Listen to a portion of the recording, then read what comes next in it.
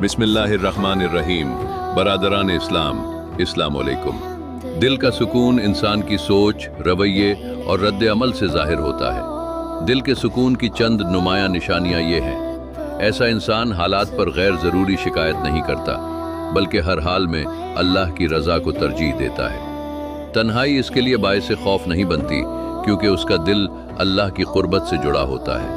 वो गुस्से पर काबू रखता है और दिल में कीना या नफरत को जगह नहीं देता। कम वसाइल में भी शुक्र का रवैया इख्तियार करता है और हिर्स व लालच से महफूज रहता है। दुआ इसके लिए सुकून का जरिया बन जाती है, जहां अल्फाज कम और यकीन ज्यादा होता है। ये निशानियां इस बात की अलामत हैं कि दिल इत्मीनान और अल्लाह पर एतमाद की कैफियत में है।